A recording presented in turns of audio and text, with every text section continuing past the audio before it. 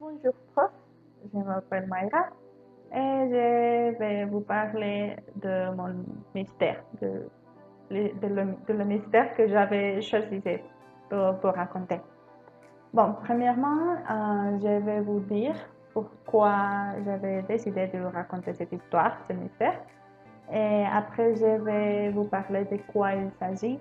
Et finalement, je vais vous donner un petit point de vue, un commentaire.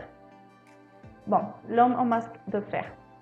Je décidais de chercher à propos des mystères en France pour mieux savoir son histoire et sa culture. Et c'est pour ça que je vais considérer ces mystères pour l'expliquer. Il s'appelle l'homme au masque de fer.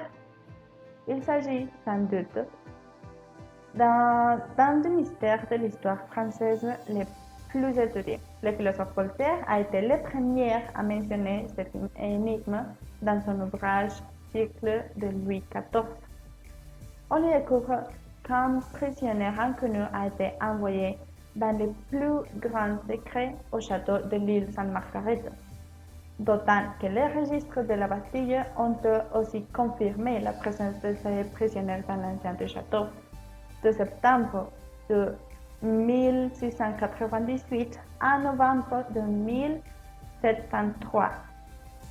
Bon, la particularité plus importante, c'est que les prisonniers avaient pour consigne de porter quotidiennement un masque en osier pour que les autres prisonniers ne puissent pas distinguer son visage. Si aucune enquête n'a permis pour l'or d'identifier l'homme, de multiples hypothèses ont été imaginées.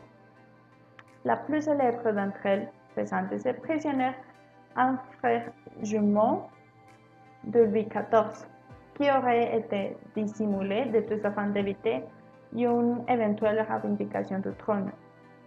Pour d'autres, l'homme au masque de fer était tout simplement un valet qui aurait été mis en prison après avoir découvert un secret très important.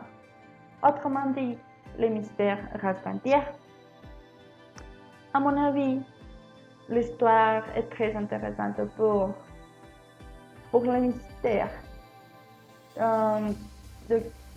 qu'il y a de pourquoi son visage était couvert avec la masque de fer.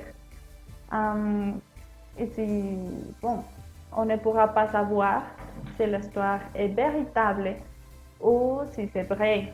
Par exemple, si c'est vrai cette histoire, qui était l'homme? Si peut-être le frère jumeau ou simplement une personne, mais pourquoi la nécessité de se couvrir, par exemple?